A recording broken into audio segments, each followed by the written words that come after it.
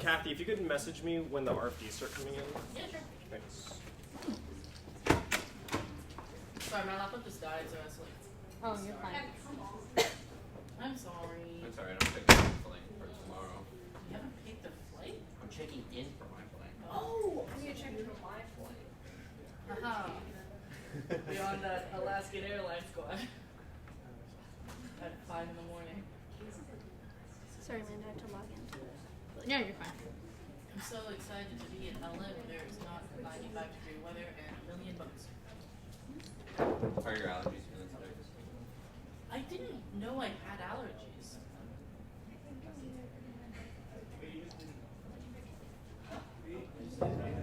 I've never had allergies, and then this session I've just been really. Wait, Amanda, I'm good. I feel like a peanut butter sandwich. Are all three judges ready? Sorry to interrupt your conversation. Definitely did not mean to do that. Not yet, but if you want, you can also just spare me paper.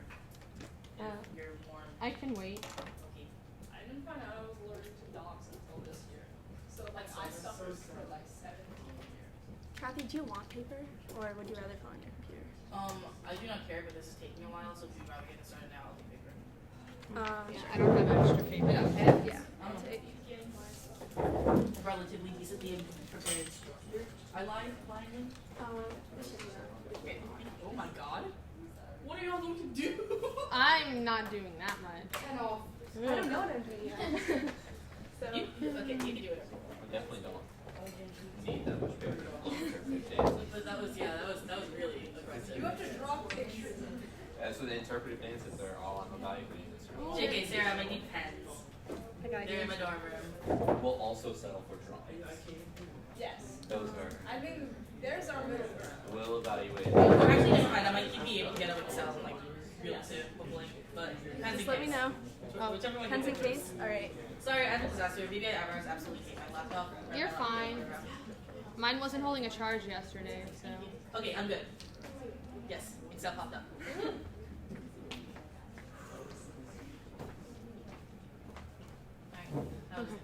Alright, Everyone good? yes, 2 seconds. Indeed. Sorry. You're fine. Last year during LA1 finals, my Excel just like quit in the middle of the round and just said everything I have to do is on paper. Ooh. Sucked. That also happened at Harvard. We use this every time Sacred Debates in front of To be real though, the Wi-Fi at Harvard was bad. Like, it was just crashing everything for me. My entire laptop just crashed. I think it's probably Sacred now that I think about it. I don't think I've ever judged Sacred without having my laptop break. You sense that we do your way. I'm almost entirely sure. But it doesn't usually help me, so I don't know what's up with that. Sorry, just tiny lags. You're good.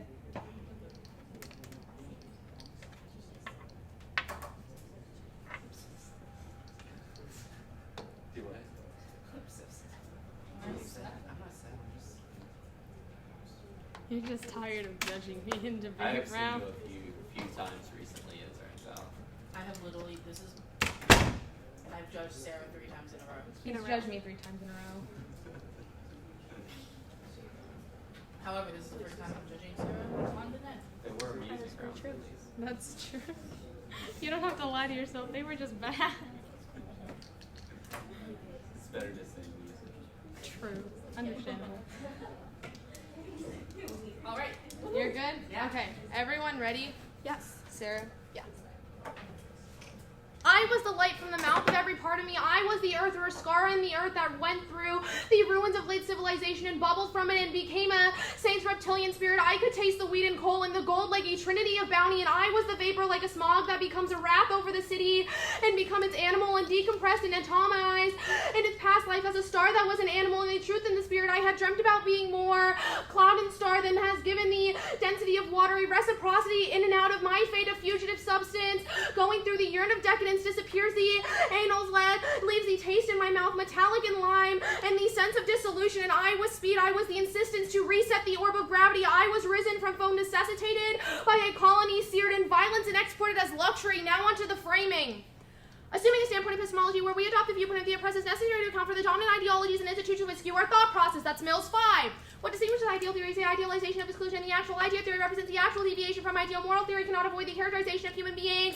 Idealized social ontology will assume the abstract and equal atomic individuals will abstract from the relations of oppression which profoundly shape the ontology of individuals, locating them in social hierarchies. From the ideal theory, nothing will be said on historic oppression or ongoing oppression. The ways in oppression is likely to shape the social institution will not be the theory is concerned. Social transparency will be presumed and little to no attention will be paid to hegemonic ideologies, distorting our perception of the social order. Thus, the standard is minimizing oppression. Prefer first. Standard philosophy creates a black-white binary that excludes people of color in their ability to attach themselves to their history. That's Bruce 14. Although duplicity functions as a methodology to resist the assimilationist tendencies of academic philosophy, women of color engage in over time violently negates return the something that you might have to do before deceitful acts. Philosophy is still not neutral or universal, rather it is male and white, and the bodies that can fit or pass within the molds of the space are not detained any migratory checkpoints through its borders. Hence, the being non-Latin in spaces of philosophy has always been accompanied by the experience of being out of place, and experience that many women of color are too familiar with. The option for Latinas are very grim, attempting to pass within the space of philosophy. Our meanings, our translation of our story, our history, our language, our bodily compartment in the normative standards of philosophical spaces. Cut the card there. The judge should frame the 1AC policy discussion through a lens of rejecting racism. Anything else results in psychological violence and internalized self-hatred for minority students. That's Crenshaw 94. Dominant beliefs and objectivity of legal discourse serve to suppress the conflict by discounting relevance in any particular perspective of legal analysis by positing an analytical sense and no specific cultural or political or class characteristics, adopting a colorless mode when the discussion involves racial minorities. Minority students are expected to stand apart from their history, their identity, and their own immediate circumstances and discuss the issues without making references to our reality as they are them and being discussed as a perspective of we or us. Comments are frequently disregarded by other students who believe that these since race figures prominently in such comments. The minority students, unlike themselves, are expressing biased, self-interested, or subjective opinions. Now, often, subpoint A is geographical discrimination. First, eminent domain reentrenches low-income gaps between people of color and white policymakers that reinforces geographical segregation. That's Donna 08.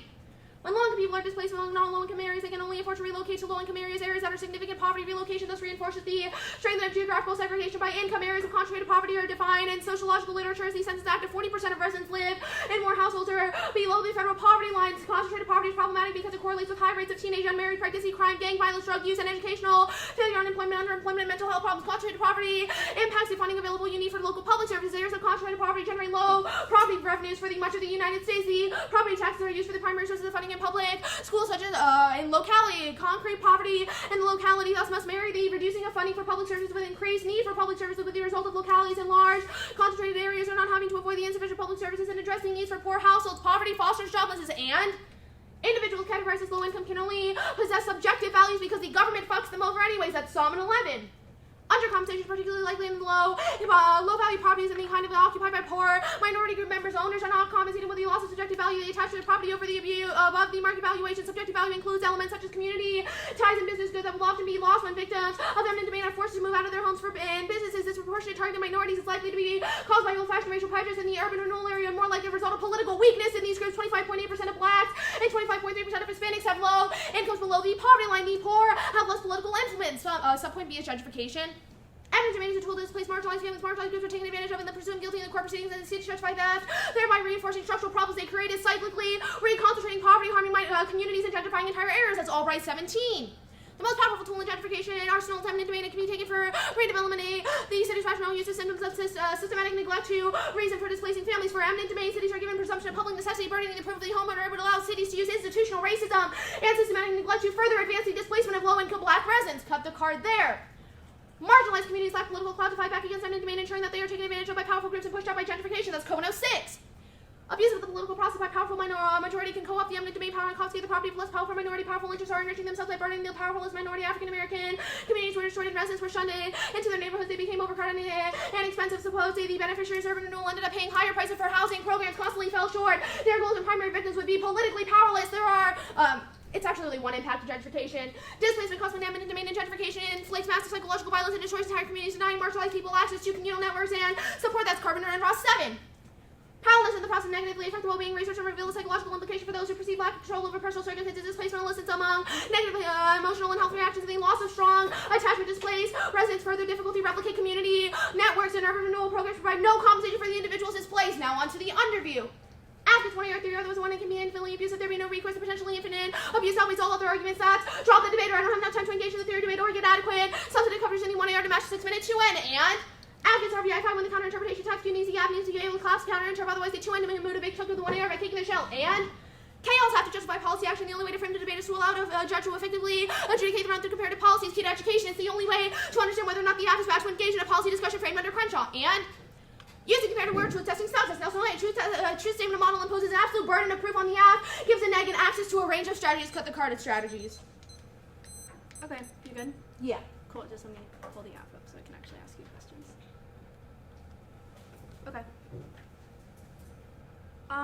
You read like a narrative at the top. Can you explain like who that's from, like the context, why it works, the method of the 1AC? Oh, yeah, sure. So I'd say the number one, the author is Carmen Jimenez Smith.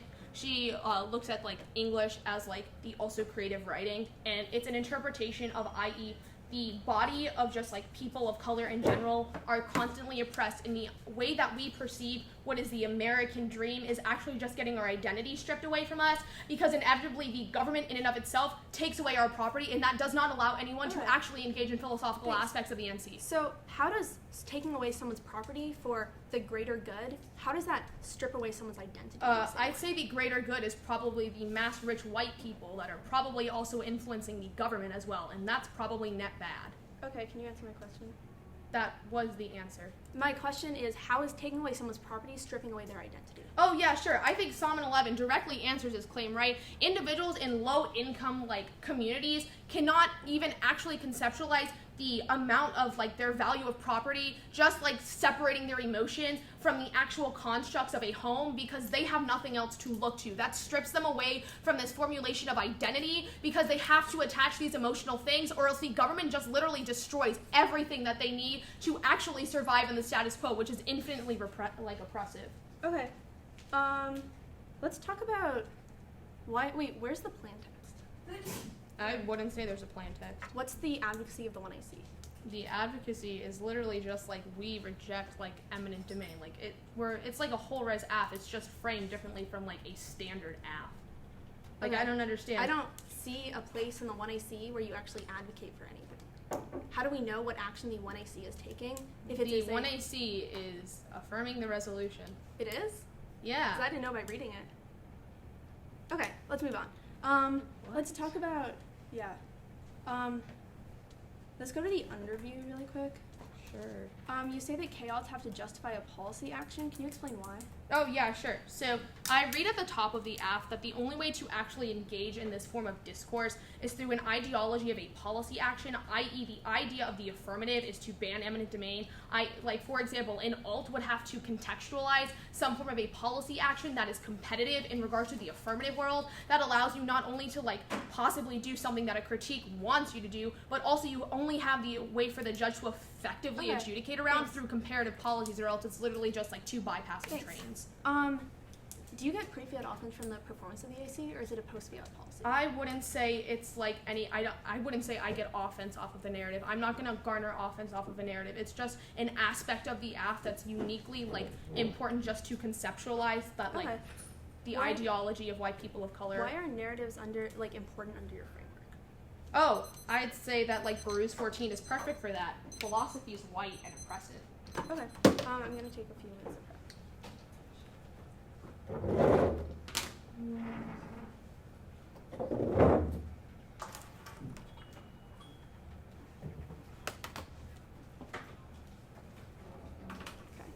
That was 13 seconds. I'll send the speech doc.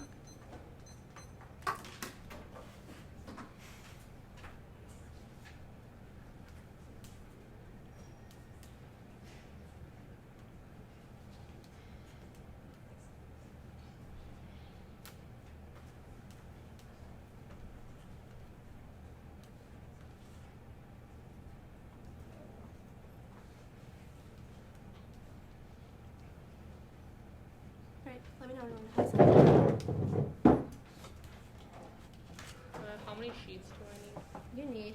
The order is going to be 2 off, then case, in the order of framing, and then the advantage.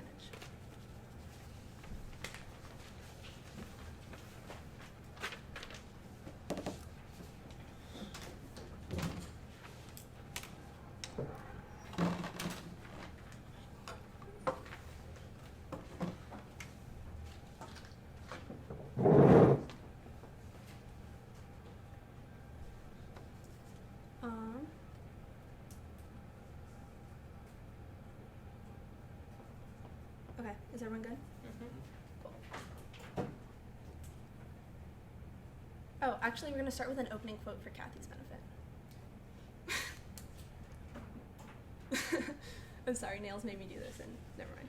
You know you don't have to do anything that Nance tells you to do, right? I know, but I feel an obligation. Never, we just won't do it. Populism on decline in U.S. and Europe, that's calendar 17. Trump is popular new president pulling history in the battle between reality and populist reality. Not winning an anti-Brexit battle should not be without UK's party days today. If you were to return to a close Macron victory, which suggests the possible essentially to defeat a populist and surgery support for the far-right Princeton's party as half populist support eminent domains used as a tool of self-collection action probably on a mortgage and predictive residence redefines as we're taking this way voters populism redefines the idea of public use leads to populist backlash. That's rebel at 17.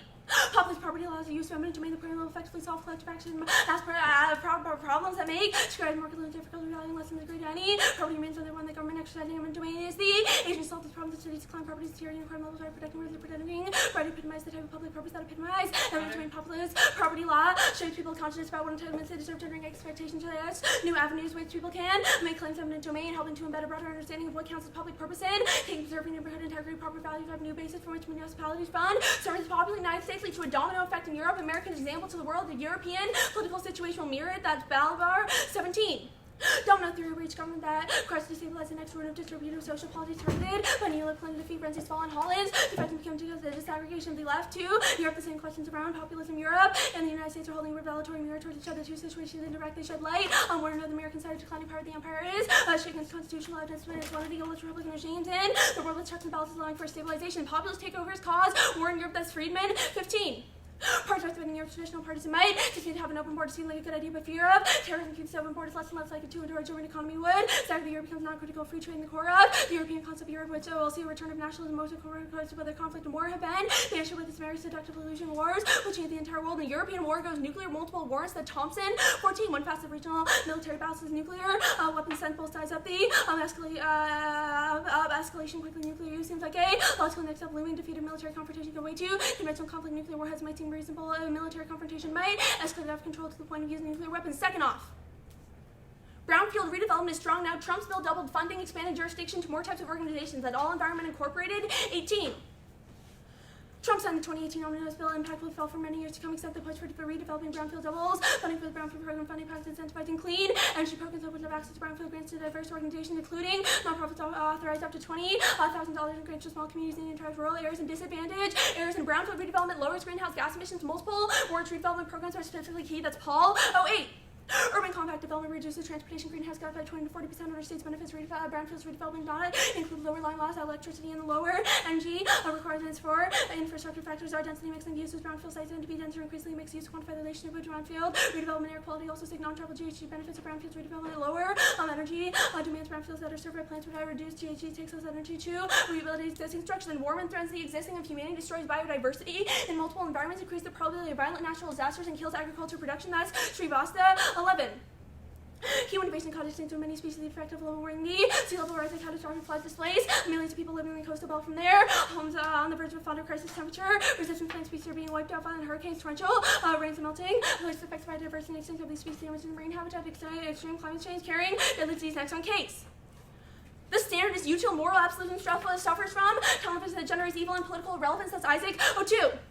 Unyielding good with moral good essential because political responsibility period 1 to 10 to not ensure the achieve but 1 to 10 taxes until opposed to hard to feel serving any moral good and real to feel violence. Moral purity is complicity and justice policy much about unintended consequences as intensity as effects rather than motives often the pursuit of good generates evil. This is a lesson of communism, cut card communism, and consequence of misguided ethical decision making because it ensures beings are treated as equal. Any other approach to ethics is arbitrary because it considers one preference as more important than the other. That's Lillehammer 2011.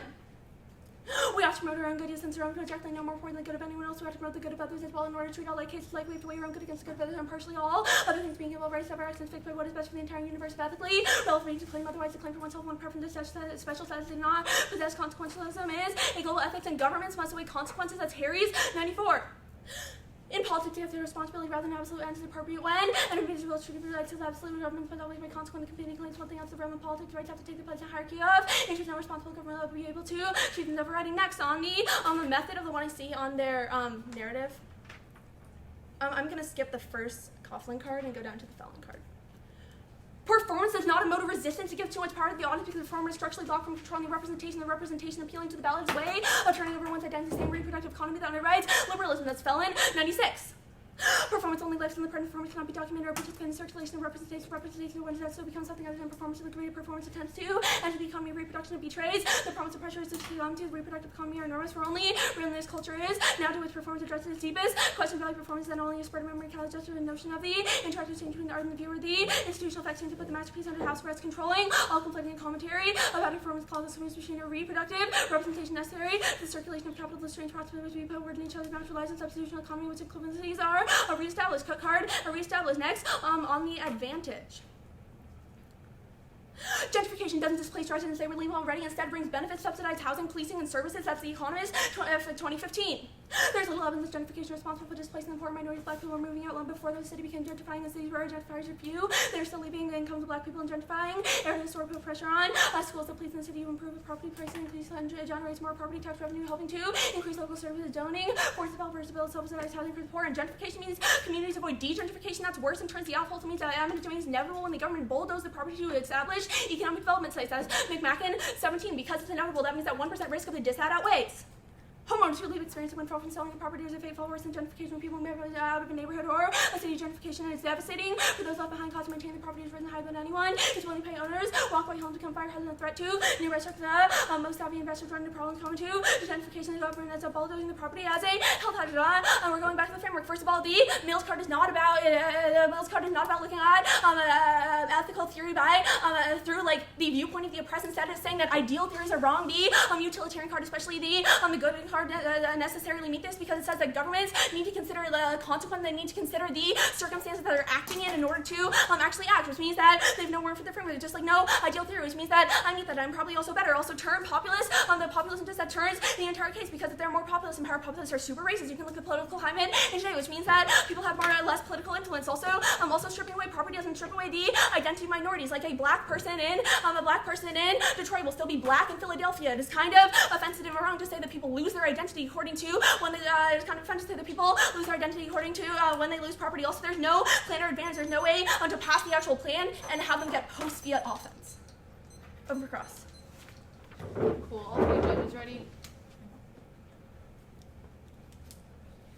Where in the disad or anywhere in the negative does it say that people of color are not restricted from a utilitarianism calculus?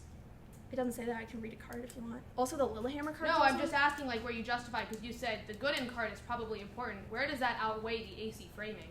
I'm saying that your framework is not a framework that says that we have to look at things through the standpoint of the oppressed. Instead of saying that ideal theory is bad, that doesn't take into the consequences. It seems like you're only talking about the Mills evidence. So like where in the aft does it specify only the Mills contextualization on the AC framing? I mean, I think all your evidence pretty much says the same thing. You can all my that evidence says next the page. same thing. Yeah, like Cool. You guys should probably. Let's sorry, go y'all to should the probably argument coming off of the disad that you read. So like how does the AC link? Which disad? The first one? Cool. The populism disad? Yeah. Okay, so that's the DeRoland 17 card. It explains how populists support eminent domain. So if like Congress bans eminent domain, there's going to be a populist backlash where all these populists are going to be like, oh no, and they're going to backlash and they're going to vote more and they're going to rise into power. How does the AC push that argument to, like, how does it push the disad to the brink where it, like, collapses? I mean, where do we set off the brink for all of these impacts to happen in the disad? I guess I'd argue that, number one, like, populism is declining in the status quo, but all populists need, like, if you look at the Kellner card, it talks about how, like, all these populists are, like, running for office. However, like, the margins of, like, their defeat are really, really low. So one defeat, or, like, a defeat like that a defeat that the affirmative would cause would probably cause it to go over the brink. Even if you don't buy that, it's still probably a linear disad. So, like, okay, cool. What's the status of the two disads? The status of the disads are not an advocacy. Like, you can definitely like kick disads to like. Yeah, but you can't. I defend the status quo. I'm tied to defending the status quo. There's no. Okay, cool. So how does the status quo work. avoid any of these issues then? It avoids, like, what do you mean? How does the status quo avoid, i.e., the second disad that talks about like redevelopment is like maybe good? Like, where That's in my the NC uniqueness framing, evidence. where in the NC framing do you like guarantee that like you are weighing the impacts on minority groups specifically in the NC?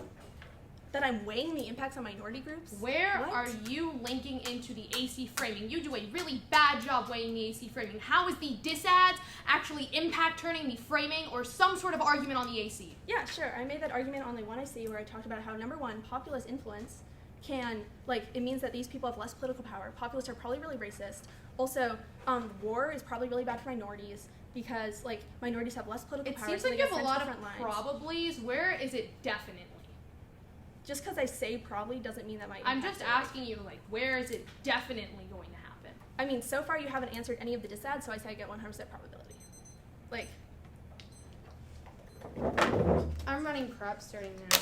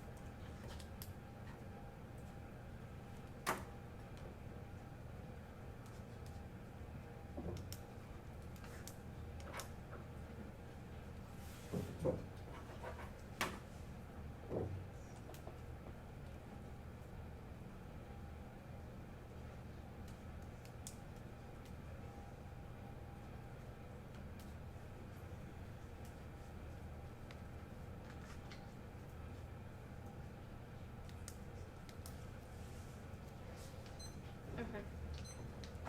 I have a minute 30. Order's going to be overview on the framing. You can just load that on the app.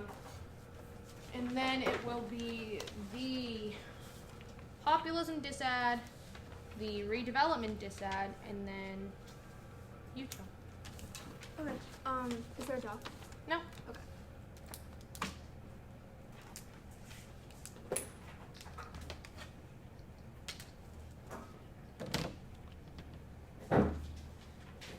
Wait, Amanda, because I'm like not very smart, will you repeat that? Oh, I'm sorry. okay.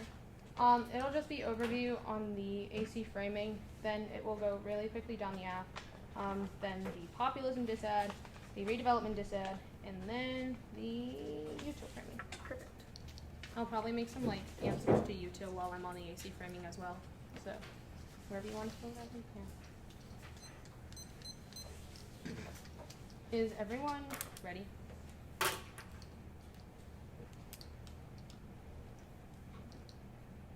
Overview of the framing. She goes for the argument that the idea of the narrative is inevitably bad, but no, we say in crossings that we don't gain offense off of the narrative. It's just an analysis in order to look at how the status quo is inherently oppressive. She doesn't avoid these policies, and she also concedes the Baruch 14 and the Crenshaw. She says that they are the same argument, but no, the Baruch 14 tells you that right now people of color are excluded from the NC politics in the first place. That's a really bad concession that she makes in the NC. Don't let her get offense off of this. In the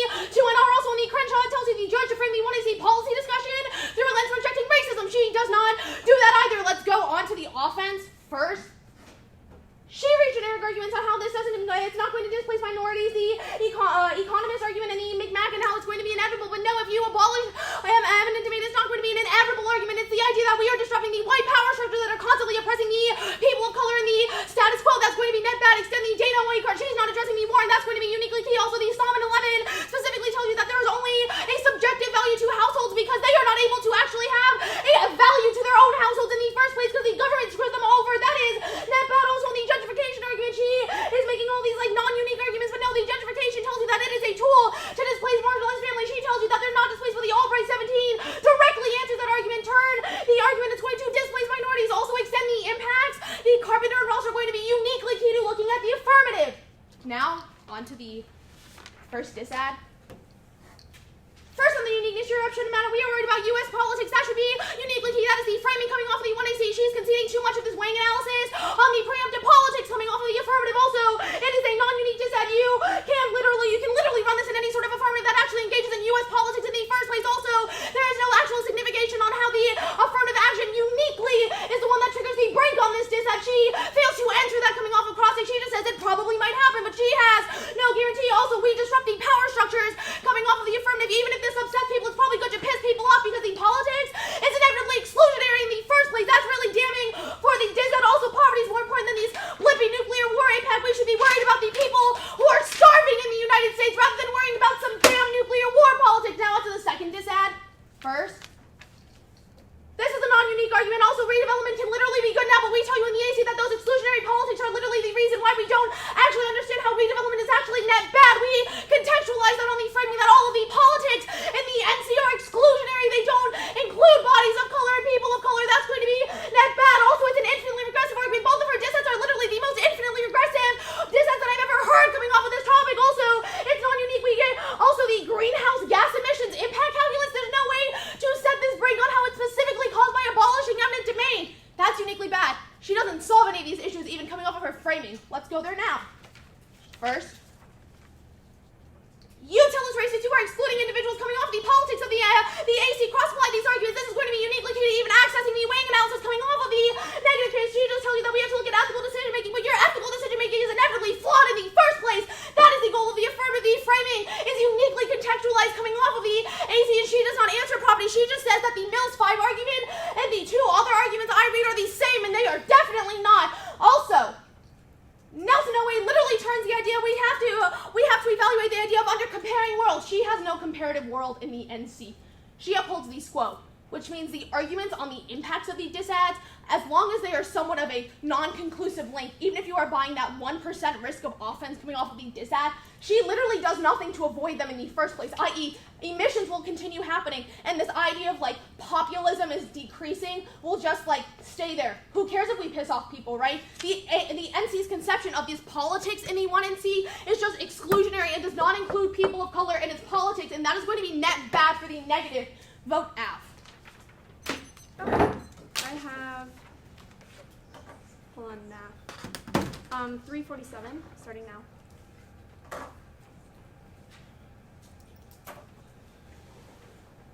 By any chance, does anyone have a Band-Aid? Oh, I'm sorry.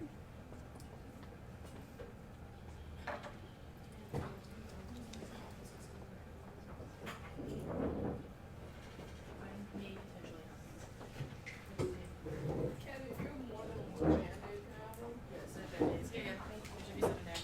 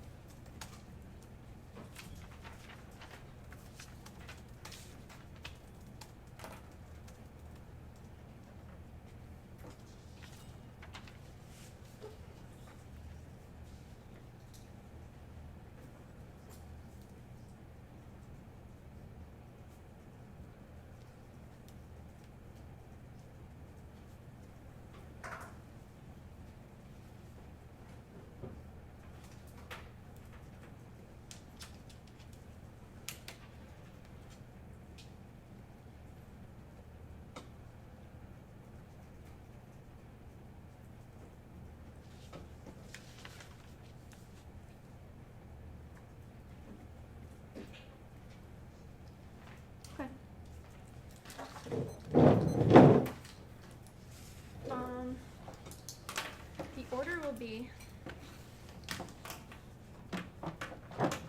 Here, let me send this doc really quickly. In the meantime, the order is going to be the brownfield disad, the populism disad, and then framing, like done together, and then case. So the redevelopment disad, populism disad, Yes. util then case. Yeah.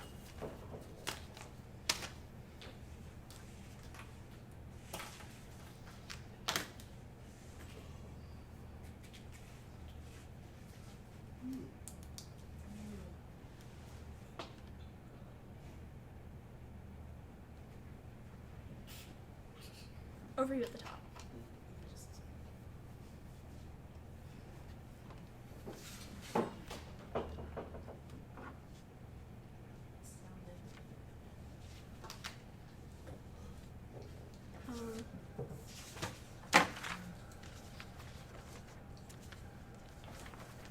Just let me know when everyone gets the document.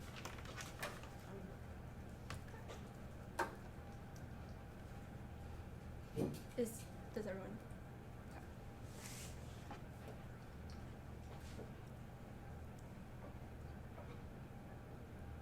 I'm going to win a framework, and I'm the only one who has been doing any weighing in this round, who is going to do any weighing in this round, which means that I'm going to outweigh and turn the case. I'm also going to turn the case, so that means that even if you bet that their framework is the one that should win, I'm still going to win on their framework on the on brownfield this time. I'm taking it third so often. Second, I'm on the populist side. European war with nuclear weights the case of Thompson first probability for warrants, one nuclear turns regional powers and nuclear warheads as tools of strategic escalation, even de-escalation, leading to wars with other powers responding nukes because they're integrated military strategy. 2, miscalculation, misinterpreting signals lead to an attack. 3, user lose and nukes can be used to avoid defeat. 4, accident command breakdown cause an accidental attack. Is this and path to escalation? This answers there. Attack really well in the disad. They're like, oh, we should care about people suffering the status quo and cannot care about magnitude impact. We should only care about probability impact because the link goes at 100% drop, which means there's probability. I've also read a bunch of read outweighs and probability she has and 0 weighing, which means you are going to prefer the one I say also.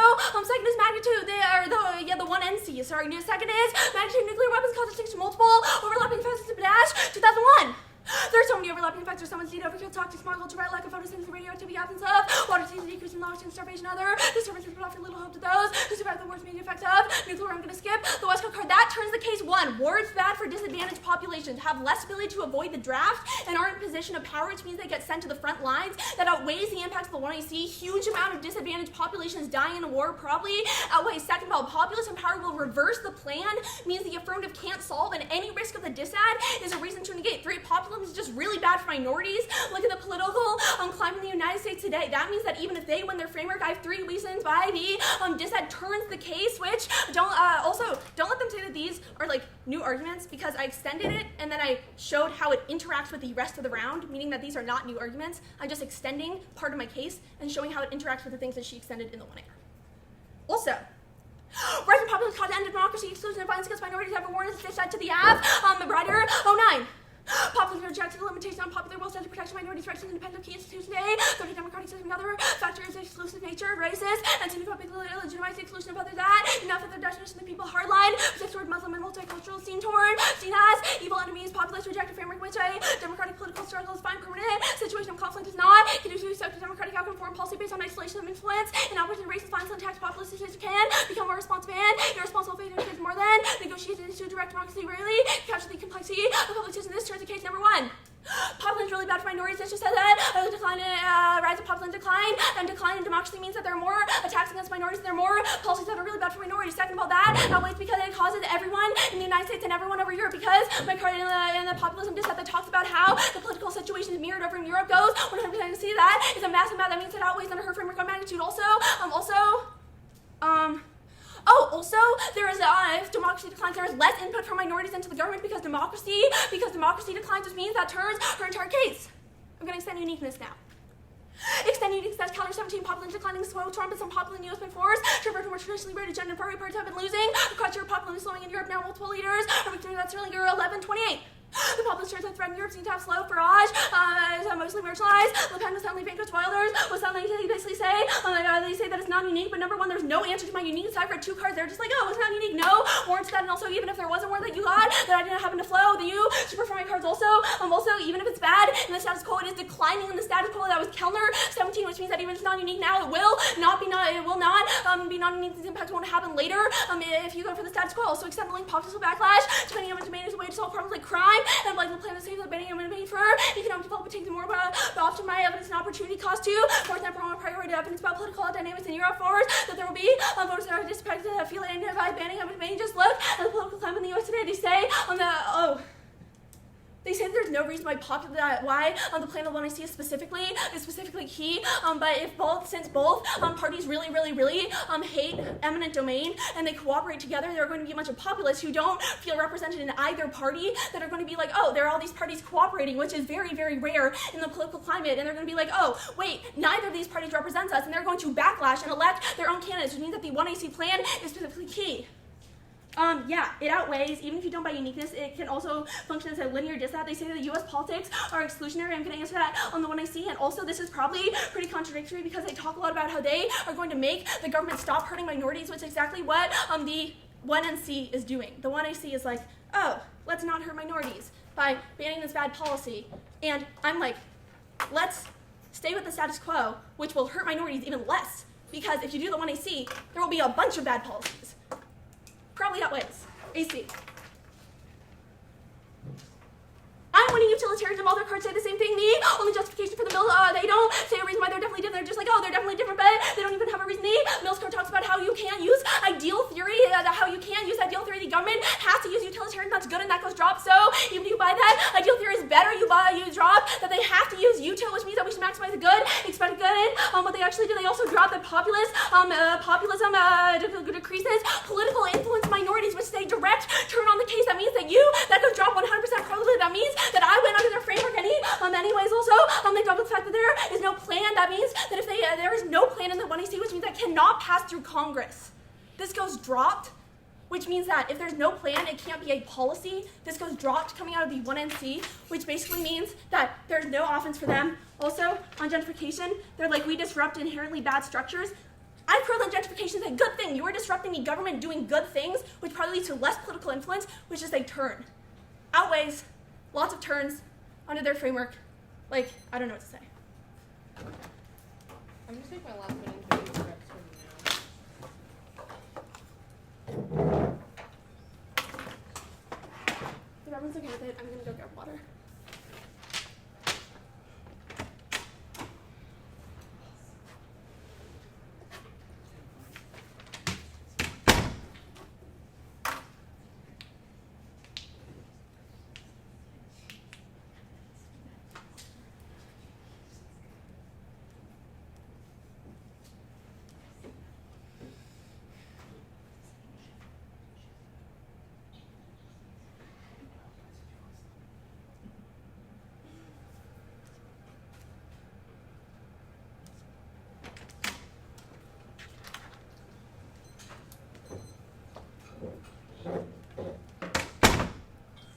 Order is going to be overview on the framing debate, starting with the AC framing, then it will be the NC util arguments that they go for.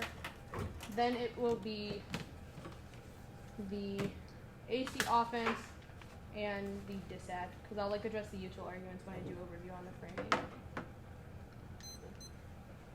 Is everyone ready?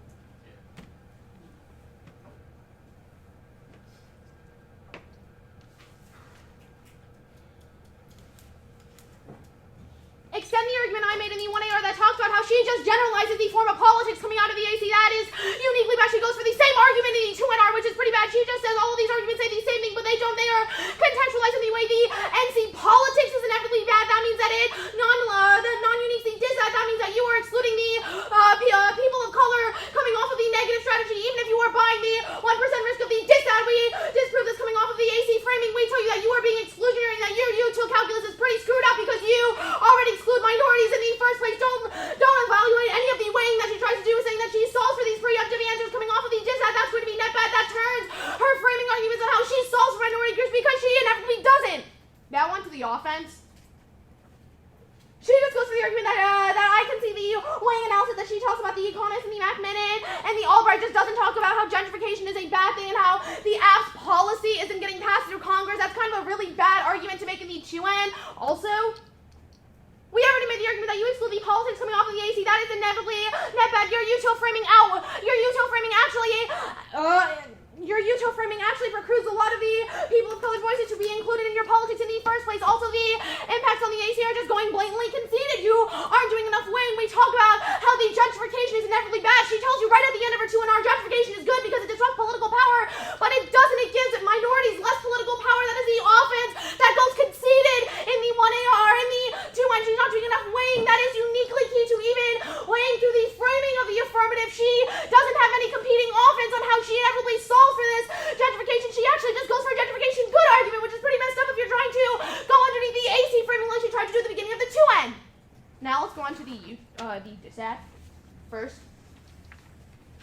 She just talks about how the nuclear war is going to be really, really bad in the argument on probability and magnitude and it affects all these people, but no, we tell you that there is literally no guarantee that the AC is going to push this argument coming off of the brain. We tell you it's probably good that we disrupt these discursive politics because they are inevitably oppressive in the first place. That is uniquely key to even weighing the impacts on the DSAT. That's really, really important. We tell you we disrupt the power structures and you inevitably screw over minorities in the DSAT. Also, she just goes for the Westcott and the Byron, but your politics is just bad. The weighing impacts in the weighing calculus on the DSAT is just excluding the marginalized voices. She does not do enough weighing on how she inevitably links it to the util calculus and the AC framing on how the DSAT is going to be uniquely key.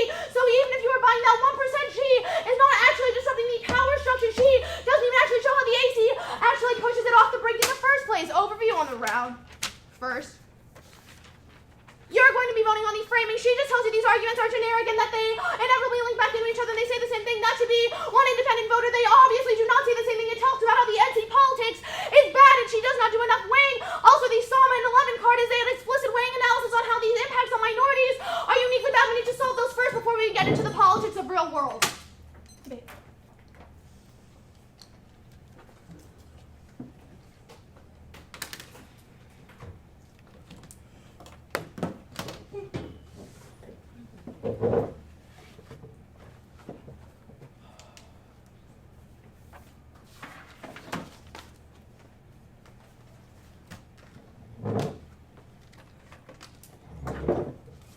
Do you not mind if I go get water?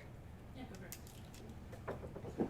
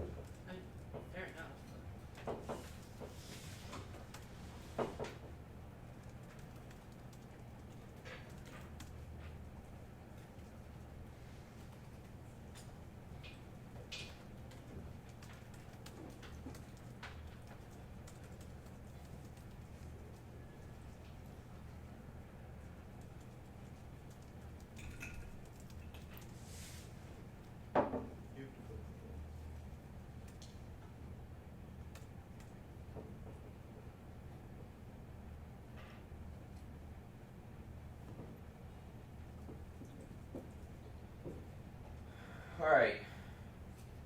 You don't even have to say. You can if you want. You want to keep the grown up? Give me a moment. Let me You need brush an off. adult. Ooh, wow, interesting. Okay. So. Oh, I see what you did there. Congratulations on making it to quarters of the VBI Swarthmore Camp Tournament. It's a 2-1 for the AF.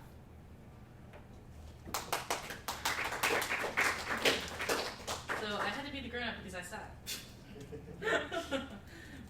Okay. So you were sneaking about that. I did not refresh clearly.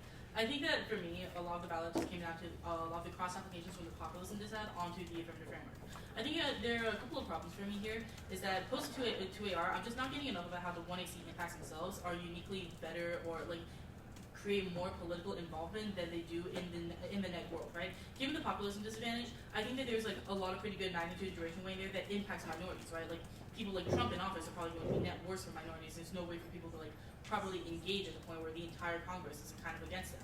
And this is something that kind of like lasts a long time and results in a lot of policies being bad, which means that probably even under a concept of like structural violence or like framing it in terms of like race relations is something that is significantly worse. I think that by the end of it, I'm getting a lot of reiteration about what the 1AC impacts are, for instance, the gentrification arguments, but I think I just need a little more weighing there. I feel like this round got a little bit like shit passy in the night for me, and so I think like even under your framework / like the util kind of stuff, if you had made those cross applications into why this is worse than populism, I think that would have been sufficient for me. Okay. But yeah, what?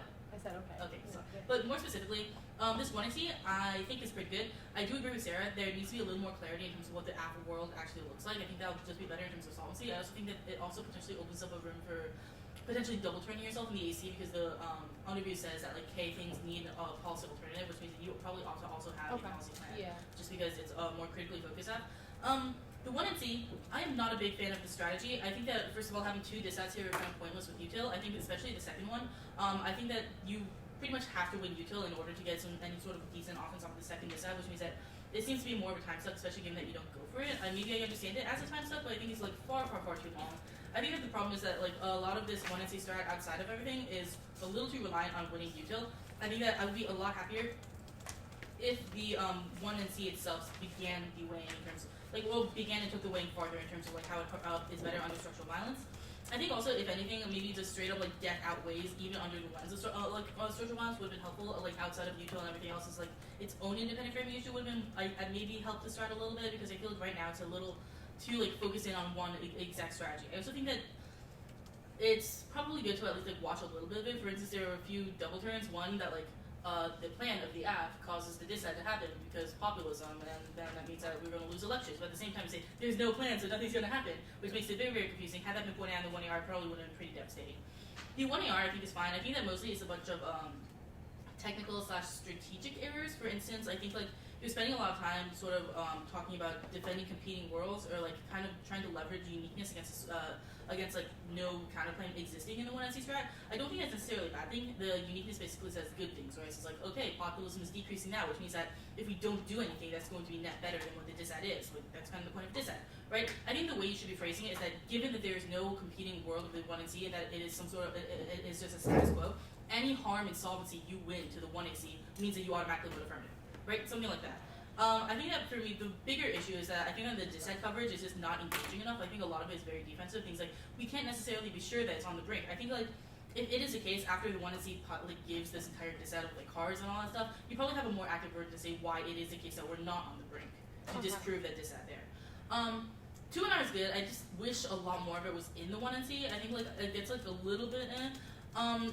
The 2NR I feel like over allocates a lot of time in terms of things like uniqueness. I think you need to spend more time on the brink level of the dissent and stuff like that. Besides that, I like the strat of generally like kicking that, going for that. And I do like a lot more of the like cross applications. I just wish some of them happened earlier. I think like what you had was sufficient from the 1NC. I think just getting the entire like populism means that we're going to pass really bad policies that hurt people. It's going to be good. I think I would have also been happy if you went for the gentrification arguments a little bit more. I don't think you should go for it like gentrification good. I think that's like a mischaracterization of the argument. The argument is more so like if places are not gentrified, they're just going to be taken down entirely, right? Because they're going to be seen as like useless to like the local governments. That's probably not a good thing. That's a way you should characterize it. It's not an impact turn. Gentrification is probably not fantastic. 2AR, I think my biggest issue with the 2AR is that a lot of it is very reiterative. right? I think it's a lot of like re-explaining, but I think that it doesn't go in depth enough for me. Mostly because a lot of it is like saying like, for instance, the framework is not necessarily the same thing, but I think I would actually be a lot happier in this particular framework to explain like these specific cards, how that's different from like the Mills evidence, and how that means that the NC links more importantly. I think like having that there and that sort of leveraging would have been better. I was thinking that I think that the 2 ARs where the biggest sort of impact problem comes in. I don't hear that much weighing that makes me a little unhappy. I think there's a lot more of it in the 2 NR, so I think at that point, given what is like better / worse for minorities, I think it's probably worse for populism to happen and for like really bad policies to get passed. So I negate. Okay. Yeah, that was really long. My bad. I guess that only means I'm going. I actually view a lot of parts of this round really, really similar to that, and then just come down on the difference, the other side of a couple of questions. The first is that I think that this framework debate, to be honest, is not very good. And mostly because your answers to the AC framework mostly come down to you saying all of this stuff is the same and giving this blanket response to it. And most of your arguments about framework are just justifications for why util's not great, not why any of your stuff matters very much at all. So like, at the end of the day, I think that like both framework flows are pretty close to a wash, and I think that the closest thing that really matters is you making arguments that util is preclusionary of people of color for one way or another, which makes evaluating impacts relatively difficult. You said a lot of things over and over and over again, which isn't good. Luckily for you, that was one of them. So, and I think that that kind of helps you in this round. So in a world where util's maybe not great or preclusionary, I think there are a couple things that become important.